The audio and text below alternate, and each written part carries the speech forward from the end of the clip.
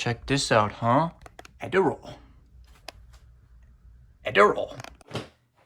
This is the Studio Canvas SD-20 made by a company called Edirol. Now, if you've never heard of Edirol, Edirol is, I guess, a subsidiary of Roland. They're basically just Roland, but a bit different. I'm sure you're familiar with Roland. But yeah, I might do a video in the future on Edirol as a company and, why you don't know what they are and that sort of thing. But for now, I just thought I would have a little fun video of me unboxing this random freaking thing. So this thing isn't brand new. I bought this off of Guitar Center for like 80 bucks just because it was kind of neat. But it did come with like the whole entire box set up with all the goodies inside. So I'm like, this is kind of neat.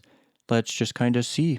So, we got the front cover. Now there's a compact portable USB bus powered MIDI solution, perfect for your laptop. I mean, I guess OMS, it's got so many freaking it's got SPDIF, freaking SPDIF. SPDIF's kind of hard, but so many freaking thingamajiggies going on. And I don't know, it's just a lot of words. It's got even some stuff on this side. Apparently this whole side is not even in English. That's kind of odd. Again, not a lick of English on this side. That's kind of interesting. Edirol was kind of I think a more worldwide brand versus Roland. But even then, I don't know how that makes any sense. I mean, Roland was kind of worldwide. I mean, they're from Japan, and here I am in America talking about Roland. So, I mean, I hope they're worldwide. That'd be kind of confusing. But yeah, it's got the back, it's got the plugins, it's got the plugin versions, apparently. I know that my XP30, I don't even know if I'm going to be able to throw up a picture, but I know that it had this sort of thing going on where it was like you plug it in through USB or MIDI or whatever, and it pops up this weird little thing in FL Studio and no other DAW. And I'm like, okay, I don't know what that is. Hopefully I can find a picture of it though, because it was kind of neat. It was kind of odd and kind of neat. Anyway, yeah, they got the front panel, rear panel.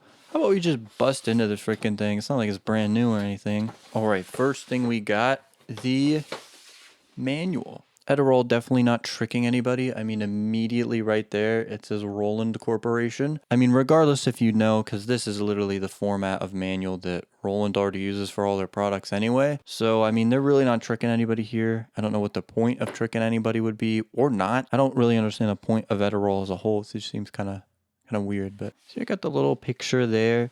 All sorts of freaking notices and declarations and warnings and notes. Jeez, what is going on here? That's so much. So much thingies. Yeah, I got the table of contents, AC adapter. You bet I got the original AC adapter for this thing. See, it's got the front, got the mode button, power indicator, USB light, output mode.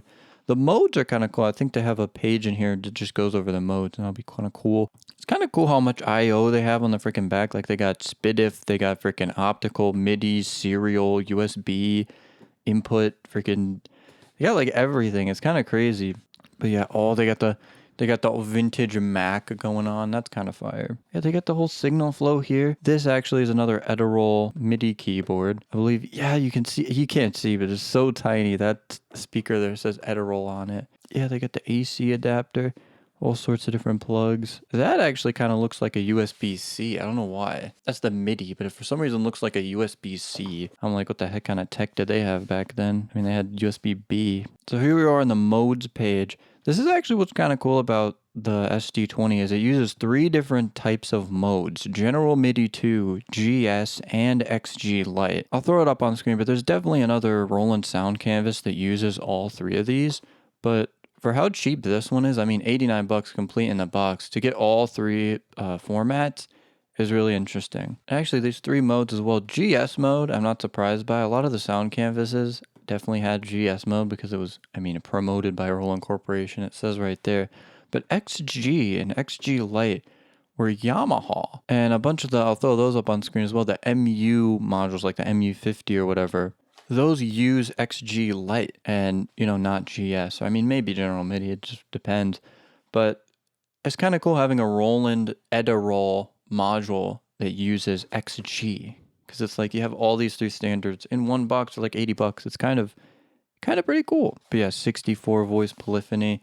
Quite cool. They got the super old Windows freaking XP or whatever screenshots of all their wizards and all their stuff like that. A lot of malarkey on how to set up the whole, like, completely now defunct software. I mean, then again, though, maybe it works on FL Studio. I don't know why. Yeah, definitely interesting. This is just all just malarkey now. Just a bunch of random crap. So let's see what else came in the box. So yeah, we got the blue USB A to B cable. I don't know why it's blue. It's blue for some reason. And then the AC adapter. This specific AC adapter is the ACP. And I'll bring a couple other adapters because there's quite a few. So I've got two more somewhat famous Roland adapters here. I have the Roland ACI, which has quite a bit bigger. It's got this red thingamajiggy. And then I have this other ACI that's just in all black. So usually if you were getting like an XV module, a JV module, something like that, they were going to come with one of these. These were able to get smaller. And now we have the ACP. I guess that's kind of the gist of that. See, I got the freaking adapter. What else we got? Got the freaking business reply mail Edirol at Sequoia Drive. The registration card. Yeah, for whatever reason, somebody didn't fill out the registration card. I mean, limited lifetime warranty. That's about bull. And also, Roland ED. What else we got?